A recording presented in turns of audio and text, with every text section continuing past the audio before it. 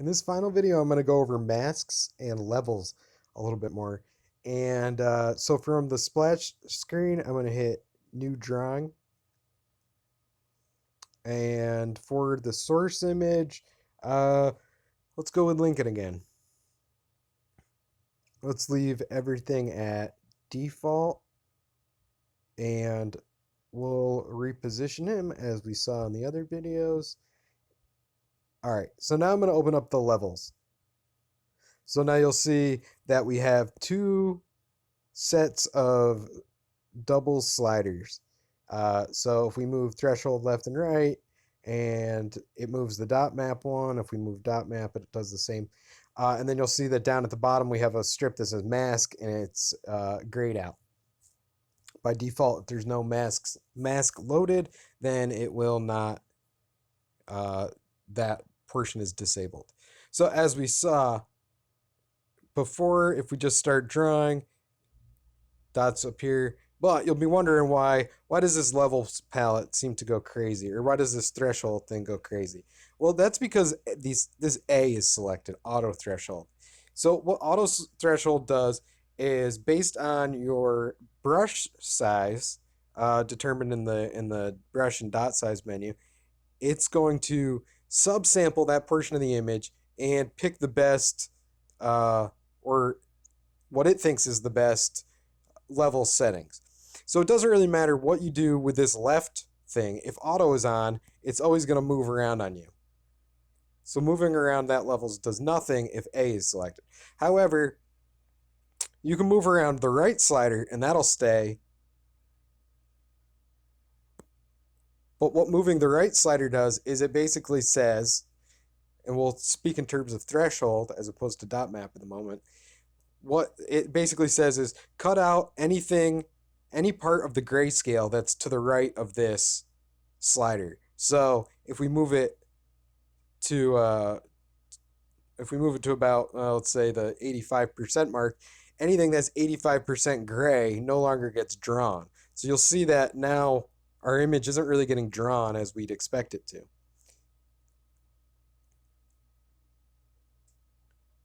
However, if you click this A, and if you click the A off, not the E, so now the A is not glowing, nor is the E, you'll see that our sliders no longer move around because auto is no longer selected. So now it's just going by wherever you position your left slider is the left hand cutoff. So what that's saying is anything that is lighter than where this slider is pointing to isn't going to make it into the drawing. So if we pull it all the way up, we're only going to be drawing the very darkest parts of the image. But if we pull it all the way to the left, then we're going to be drawing the entire scale. So this gives you some good effects. If you're trying to take a pencil drawing or maybe some text and apply an effect to it, this is a good place to start because you won't be wrestling with the auto levels trying to always change what it's thinking you want to draw. But if you're using photographs, auto levels is generally the way to go.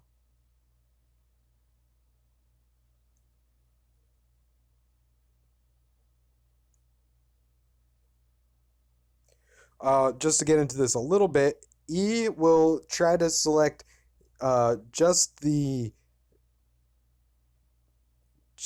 outlines of the contrast spots. It doesn't work all that well, but you'll see like down here on the collar, it's just drawing the E, just drawing the edges. The E is for edges, but it doesn't always work that well, and a lot of that depends on how big your brush size is. Because remember, when you're using auto or you're using edge drawing, that the size of your brush is going to determine how it's controlling your settings. So let's take the E off. Let's take and you'll notice that the sliders kind of go wild when you have the E on. So sometimes you just have to press back on to get them back to where you want them. So I'm going to take the A off and the E off, and we'll get into, so what threshold is threshold is the cutoffs, where the dots are getting cut off from the image. But dot map is actually related to um, to your brush size. So wherever this slider is, it determines the smallest dot starts. So let's pull this all the way to the left. And if my small dot size is, say, like a 3, my small dots start at the white. So that gets pretty cluttered pretty fast, but it can be useful and it's good to know about. Make my brush size bigger.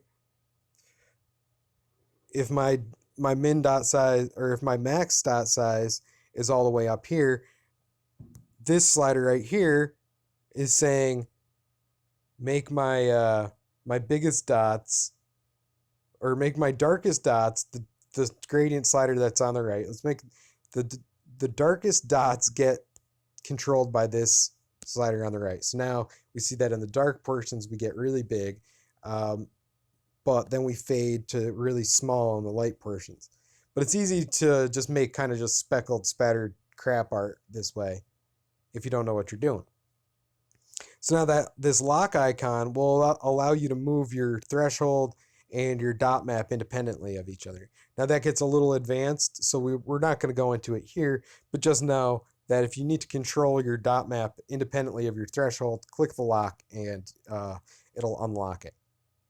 So now let's get into the other portion of this video, which is the masks.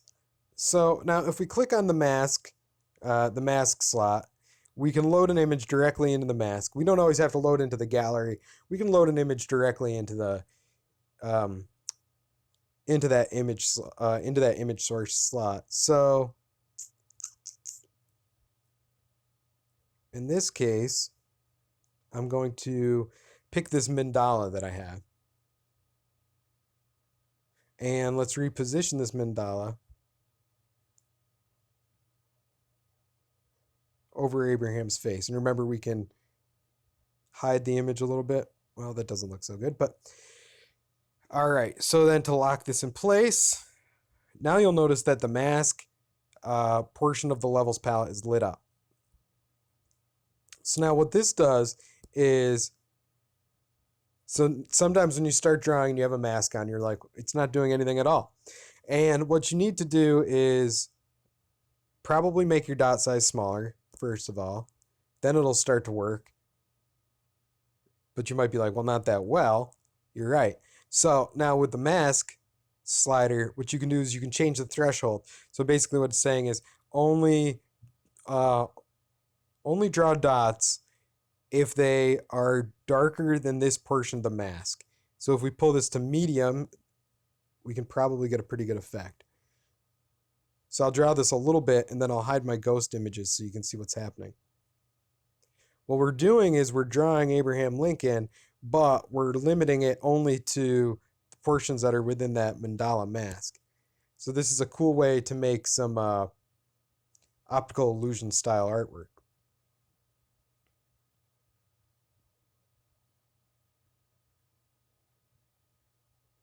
I'm going to trash this. Remember, trash is that trash can on the top left. Let's flip around our levels. So now we are drawing the light spot of the image. Switch our background. Let's make that dark, and let's make our dot color white. So now we got auto on. Auto on. Sounds like a town in upstate New York.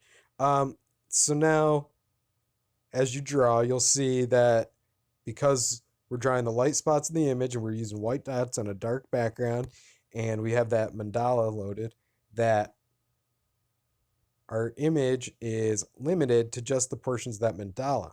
So we can get some pretty cool effects pretty easily that way.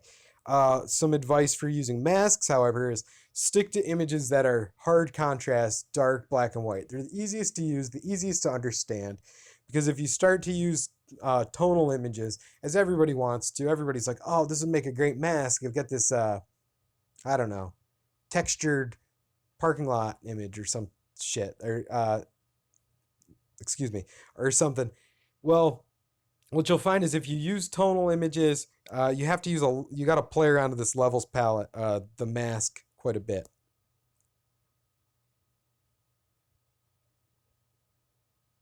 And again, if we click this icon, the invert icon to the right of the mask gradient, then we're drawing in the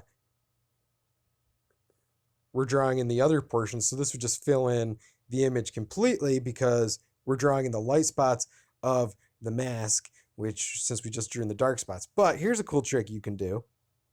Flip the background to, let's say, a medium gray. And now we're going to draw the dark portion of the image. We'll pick a black dot. We'll make sure that our gradient strip has the dark on the right. And now we'll draw on the dark portions of the image in the opposite section of that mask. So now in the light section of the mask, we're drawing the dark portion of Abraham Lincoln. And previously, we had drawn the light section of Abraham Lincoln in the dark portion of the mask. So now we get this pretty cool optical illusion style picture of Abe Lincoln.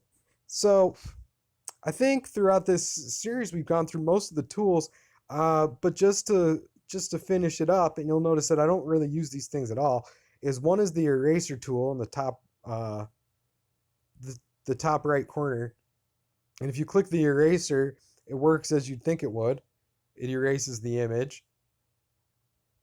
Useful for mistakes, but as I just showed you that we always have that undo and redo,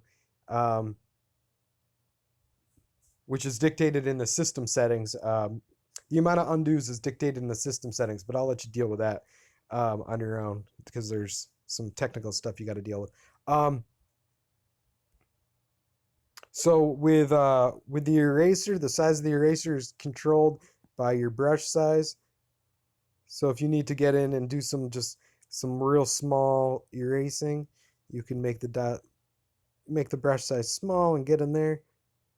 The opacity is controlled same way the dot opacity is controlled. So let's make that bigger so we can erase out.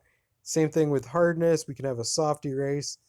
And much like the eraser, we also have a pencil.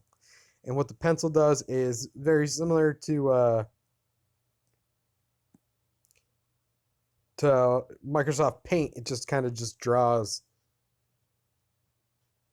as you'd expect, just a circle that's controlled also by the brush size. Not super useful, but maybe good for doing some touch-up work. Say you wanted to get real. So you wanted to get in there and be like, all right, I want to just like outline a piece of do some outline work. It's not great. The main purpose of Stipple is not these crummy not these crummy pencil tool. It's the dot tool. So again, you can toggle between all of your tools in the top right. The dots are your default dot tools. All right. That pretty much wraps up all of the features, I think. But there is, as I said before, something about system settings. So let's finish it up with that. Because system settings are, if we hit this reset button and I'll say, do you want to lose your canvas? Hit yes. So right here we have the system settings icon. It's the gears. If you hit it, it gives you some information about why it exists. There's an undo limit, and then there's a megapixel limit. Undo limit gives you more or less undos. And the reason that's important is some devices, if you have too many undos, it gets unstable and Stipple will crash on you. And you'll be like, I just drew like 4 different, I just swiped the brush 4 times and it crashed. Well, that's because you set your undos too high and your device isn't strong enough to deal with the resolution of your screen in terms of how Stipple works, and then it crashes. Um, so you can set this yourself, and you'll I guess your performance will vary. I always say that if you're just starting out, put the undo limit all the way at 15. Go into your drawing, click just on the default settings, just draw finger press, like each count your finger presses. Do 1, 2, 3, 4, 5, 6, and when it crashes, which it very well might crash, whatever that number you were on, try to pick like 2 or 3 less undos than that. Because basically, what it's doing is each undo is copying your screen, uh, and if it can easily overload the RAM. Pixel limiter. What this does is, or the megapixel limiter is that has no variance on the output. It controls the input images. So if you were to load in an image that was like 8 megapixels, well, Stipple often crashes when you load in stuff that big. So if you have this megapixel limiter set at like 4, if you loaded an image over 4, it would cut it. It would downsave that image on load just to deal with some of the RAM issues that I've run into. Um, One day those things will just be automatic. You won't even have to set them. It'll just won't let you put yourself in situations where Stipple's going to act unstable. But right now, this is the best I can do. So once you set those things, hit save, and then you won't have to deal with that again. Um, that wraps up this three portion, this 3-part video series. Thanks a lot for watching. Thanks a lot for using Stipple. We've got a Stipple gallery. Definitely shoot us some art if you make it. Um, Definitely ask me questions. I find that the more people ask questions, the more they like it. It's not easy to use, right? People say this isn't easy to use. You're right. It's not easy to use, but what you can make with it is incredible. And think about it in terms of drawing with a pencil is not easy to draw either. Um, it's easy to get the basics out of the way, but if you want to do something incredible, you got to put in the work. Well, it's less work for Stipple, but it's still some work. So, again, thanks for using. Let me see what you can do.